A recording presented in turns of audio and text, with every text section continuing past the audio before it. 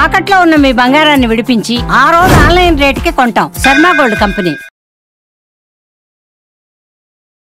నమస్కారం, మీరు చూస్తుంది సుమన్ టీవీ. నేను మీ కీర్తి. సుమన్ టీవీ ప్రేక్షకులందరికీ శ్రీ విశ్వవసునామ సంవత్సర ఉగాది శుభాకాంక్షలు.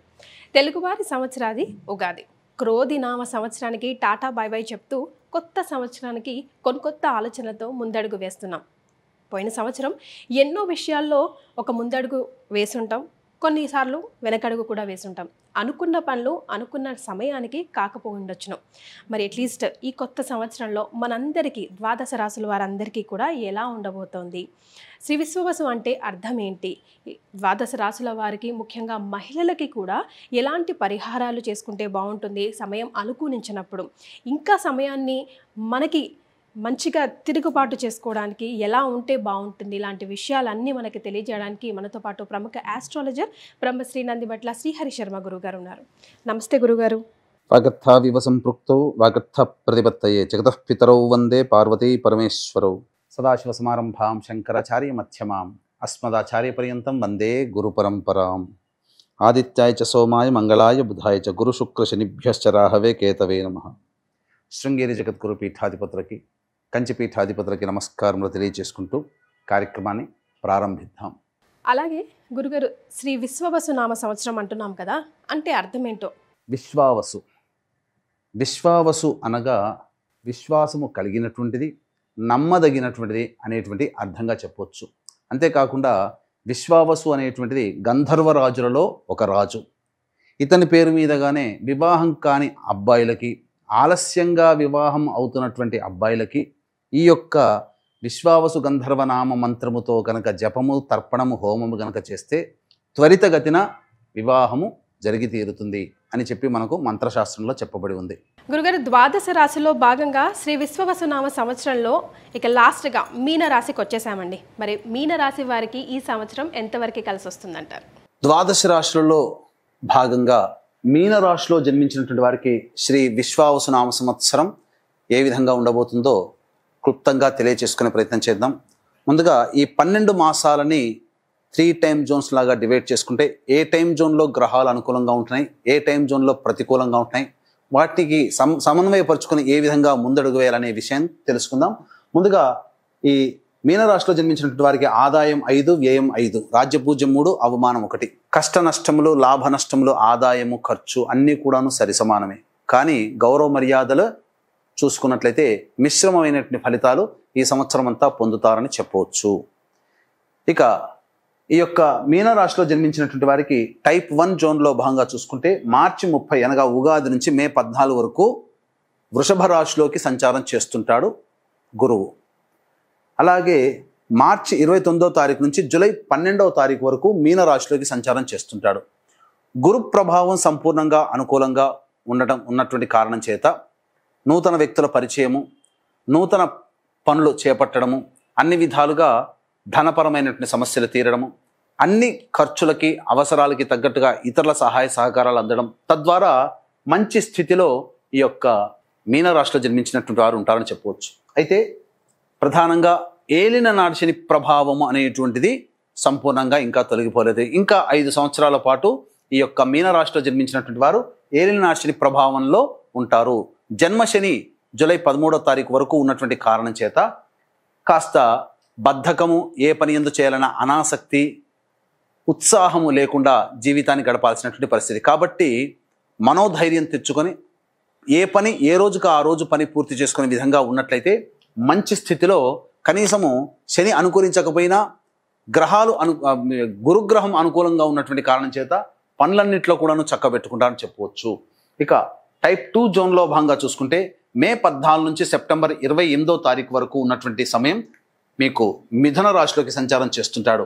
ఈ మే 14 నుంచి సెప్టెంబర్ 27వ తారీఖు వరకు ఉన్న సమయం మాత్రం జాగ్రత్తలు పాటించండి. వృత్తి, ఉద్యోగ, వ్యాపారాల్లో కష్ట నష్టములు ఎదుర్కోవాల్సిన పరిస్థితి, గురుబలం లేని కారణం చేత ఇబ్బందికర పరిస్థితులు, అపనిందలు పడాల్సినటువంటి పరిస్థితి, చేయని పనికి కూడాను బాధ్యత వహించాల్సినటువంటి పరిస్థితి, అన్ని విధాలుగా కష్ట నష్టములు ఎదుర్కొనే అవకాశము గురుగ్రహ ప్రభావంలో కలుగుతుంది. ఇక సెప్టెంబర్ 28 నుంచి నవంబర్ 12 మధ్య కాలంలో కర్కాటక రాశిలో సంచారం చేస్తున్నటువంటి కారణం చేత మీన రాశిలో జన్మించినటువంటి వారికి గ్రహాలు అనుకూలించలేకపోయినా ఒక్క గురుగ్రహం మాత్రం సంపూర్ణంగా అనుకూలిస్తుంది. కావున సెప్టెంబర్ 28 నుంచి నవంబర్ 12 కాలం మాత్రం అద్భుతంగా చెప్పవచ్చు. ఈ ఒక్క సమయం మీకు అన్ని విధాలుగా విజయాన్ని చేకూరుస్తుంది. ఇక దీంట్లో భాగంగా చూసుకుంటే జూలై 13 నుంచి మీనరాశిలో వక్రీకరించినటువంటి కారణం చేత వ్యయశని ప్రభావము, రాహుకేతులు కూడా మే 16వ తారీఖు నుంచి కుంభరాశిలోకి మరియు కేతు సింహరాశిలోకి ప్రవేశం చేస్తున్నటువంటి కారణం చేత అనవసరమైనటువంటి వృధా ప్రయాణాలు అనేటువంటివి జూలై 13 నుంచి అక్టోబర్ 9వ తారీఖు వరకు గోచరం అవుతున్నాయి. ఈ కాలం అనుకూలంగా కాదు. ప్రధానంగా తండ్రి గారి ఆరోగ్యం పట్ల శ్రద్ధ వహించాల్సినటువంటి పరిస్థితి అని చెప్పవచ్చు. ఈ అక్టోబర్ 10వ తారీఖు నుంచి నవంబర్ 26 వరకు కుంభరాశిలో సంచారం చేస్తున్నటువంటి కారణం చేత ప్రధానంగా ఈ సమయం మాత్రం అనుకూలమైనటువంటిది కాదు. అక్టోబర్ 10 నుంచి నవంబర్ 26 వరకు అనుకూలంగా కాదు. అనవసరమైనటువంటి ఖర్చులు ఈ శని ప్రభావం వల్ల కలుగుతాయి. కానీ సెప్టెంబర్ 28 నుంచి నవంబర్ 11వ తారీఖు వరకు గురువు సంపూర్ణంగా అనుకున్నటువంటి కారణం చేత ఈ సంవత్సరం మొత్తం కూడా శని అనుకూలంగా కాదండి, గుర్తుపెట్టుకోండి. కానీ మిమ్మల్ని బయటపడేసేది మాత్రం గురుగ్రహమే. గురువు అంటేనే దైవము, పెద్దలు. కాబట్టి దైవ ఆరాధన మానకండి, పెద్దల్ని గౌరవించండి, పెద్దల్ని తృణీకరించకండి. ఇవి గనక చేస్తే అన్ని విషయాల్లో సంతోషంగా ఉంటారు. బాధలు బాధించినా అవి మీ మనస్సుని బాధ పెట్టకుండా ఉంటాయి. కష్టపడతారు, ఎందుకంటే శని ఇక్కడ కష్టపెట్టేటువంటి సమయం కాబట్టి కష్టపడడానికి సిద్ధంగా ఉండండి. కానీ విశ్వాసం కోల్పోకుండా ధైర్యంగా ఉండాలి అంటే దేవతా ఆరాధన, పెద్దల ఆశీర్వచనం ఎల్లప్పుడూ ఉండాలి. అధికారులతో, ఇంటి పెద్దలతో, కుటుంబ పెద్దలతో, మత పెద్దలతో, మీ వయసు కంటే పెద్ద, మీ యొక్క ఉద్యోగం కంటే పెద్ద, అన్ని రకాలలో మీకంటే పెద్దలని గౌరవించండి. ఈ విధంగా చేస్తే గురువు ఇచ్చేటువంటి శుభ ఫలితము మిగతా గ్రహాలు ఎలా ఉన్నా ఆ గురువు ఒక్కడు చాలండి మిమ్మల్ని కాపాడుతాడు. కాబట్టి ఈ విధంగా చెప్పవచ్చు. టైప్ 3 జోన్లో భాగంగా చూసుకుంటే డిసెంబర్ 27 నుంచి మార్చి 13వ తారీఖు వరకు మిథున రాశిలోకి అంటే నవంబర్ 12వ తారీఖు నుంచి డిసెంబర్ 27 వరకు మిథున రాశిలోకి వక్రీకరిస్తాడు. ఏమవుతుంది, మళ్ళీ మార్చి 30 నుంచి మే 14 వరకు ఎలా ఉంటుందో నవంబర్ 12 నుంచి డిసెంబర్ 27 వరకు కూడా కష్టాలున్నా ఆ విధంగా ఉంటాయి. ఈ కారణం చేత మళ్ళీ డిసెంబర్ 27 నుంచి మార్చి 14 వరకు కూడా గురువు అనుకూలంగా ఉంటాడు. ఒక్క గురువు అనుకూలంగా లేని సమయం మాత్రం మే 14 నుంచి సెప్టెంబర్ 27 మాత్రం అనుకూలంగా లేదు. మిగతా శని రాహు కేతులు మాత్రం అనుకూలంగా లేరు. గురువు అనుకూలంగా లేదు సమయం మే 14 నుంచి సెప్టెంబర్ 27. కాబట్టి ఏతవాత చెప్పొచ్చేది ఏమిటంటే ఈ మీన రాశిలో జన్మించినటువంటి వారు ఎటువంటి వృత్తి, ఉద్యోగ, వ్యాపారాల్లో కీలకమైనటువంటి నిర్ణయాలు మాత్రం మే 14 నుంచి సెప్టెంబర్ 27వ తారీఖు వరకు మధ్యకాలంలో తీసుకోకపోవడమే చాలా బెటర్ అనేటువంటి ఆలోచన పెట్టుకోండి. కష్టాలు వస్తాయి ఈ సమయం మే 14 నుంచి సెప్టెంబర్ 27, కానీ కష్టాలను ఎదుర్కొనే ప్రయత్నం చేయండి తప్ప తప్పుకునే ప్రయత్నం చేయకండి. తప్పుకున్నారా గ్రహాలు మిమ్మల్ని ఆడుకుంటాయి. ఈ విషయాన్ని గుర్తుపెట్టుకోండి. ఈ సమయంలో చేయాల్సిందల్లా మే 14 నుంచి సెప్టెంబర్ 27 మధ్యకాలంలో చేయాల్సిందల్లా దేవతా అనుగ్రహం, పెద్దల మాట వినడం, పెద్దల సలహాలు తీసుకోవడం తప్ప వేరే గత్యంతరం ఈ మీన రాశిలో జన్మించినటువంటి వారికి విశ్వావసునామ సంవత్సరంలో లేదు. కాబట్టి ఇవి రెండు మీరు చేయండి. ఖచ్చితంగా గ్రహాలు ఎలా ఉన్నా మిమ్మల్ని బయటపడేస్తాయి ఈ రెండు పరిహారాలు. ఈ విధంగా చెప్పవచ్చు. ఈ యొక్క రాశిలో జన్మించినటువంటి విద్యార్థులకి మే 14 లోపల కనుక ఎగ్జామ్స్లో ఉన్నట్లయితే అవన్నీ కూడాను ప్రథమ శ్రేణిలో ఉత్తీర్ణత శాతం ఉంటుంది. మే 14 నుంచి సెప్టెంబర్ 27 మాత్రం గడ్డు కాలం కాబట్టి బాగా కష్టపడితే తప్ప ఫలితాలు పొందలేరు.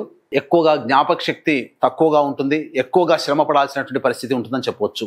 ఈ రాశిలో జన్మించినటువంటి వృత్తి ఉద్యోగాల్లో ఉన్నటువంటి వాళ్ళు సాధారణమైనటువంటి ఫలితాలు పొందుతారు. ప్రభుత్వ రంగంలో ఉన్నటువంటి వాళ్ళకి ప్రమోషన్లు కష్టమని చెప్పవచ్చు, కానీ బదిలీలతో ఇబ్బందులు ఎదుర్కోక తప్పదు. ఈ రాశిలో మెయిన్ రాశిలో జన్మించినటువంటి రాజకీయ రంగ ప్రముఖులకి కష్ట నష్టములు ఎక్కువగా ఉంటాయి.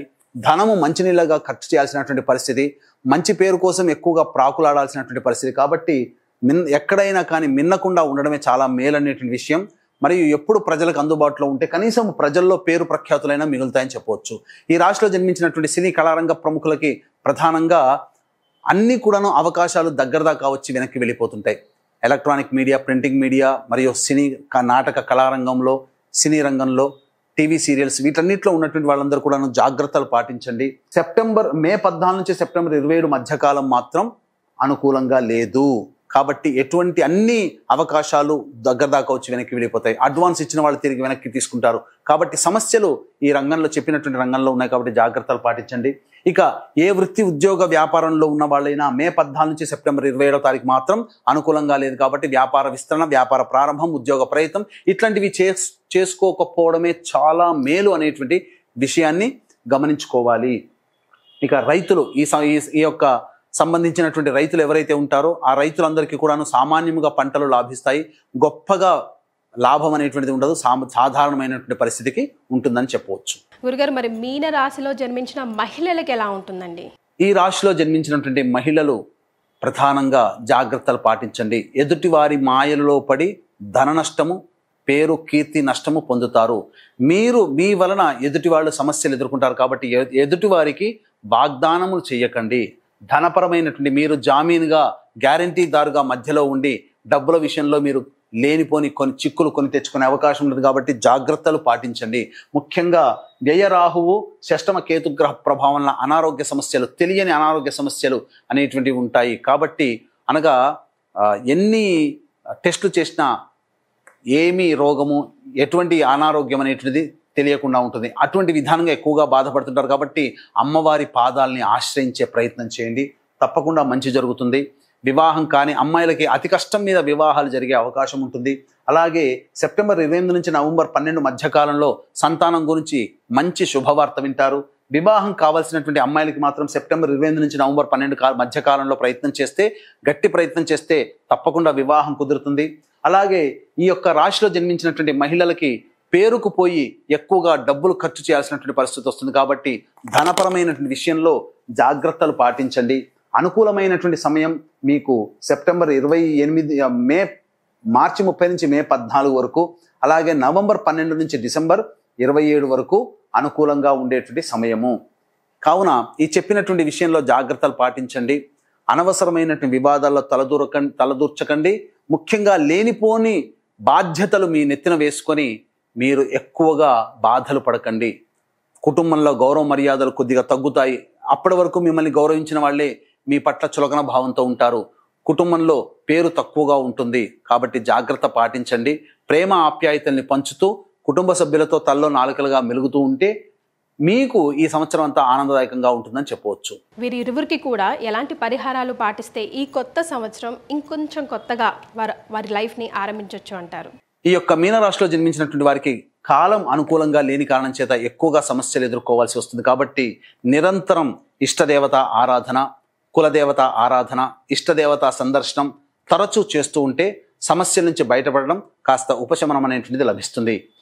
ఈ యొక్క మీనరాశిలో జన్మించినటువంటి వారికి ఈ విశ్వావసునామ సంవత్సరంలో మీ సంకల్పం నెరవేరాలి. అలాగే మీ యొక్క జాతకరీత్యా సమస్యలు ఎదురైనప్పుడు మీరు దగ్గరలోని పండితుల్ని సంప్రదించినప్పుడు ఎటువంటి పరిహారాలు, ఎటువంటి పూజలు చేయమని అంటారో అటువంటి పూజలు, హోమాలన్నీ కూడా సర్వదోష నివారణ పూజలు, హోమాలలో భాగంగా మీ యొక్క సంకల్పం నెరవేరాలనే ఉద్దేశంతో సంకల్ప సిద్ధి హోమాలలో భాగంగా ఈ విశ్వావసునామ సంవత్సరం 12 నెలల పాటు ఒక్కొక్క క్షేత్రంలో పూజాది కార్యక్రమాలు చేయించడం జరుగుతుంది. దీనికి శ్రీకారం మాత్రం ఏప్రిల్ 18వ తారీఖు రోజున ప్రారంభించడం జరుగుతుంది.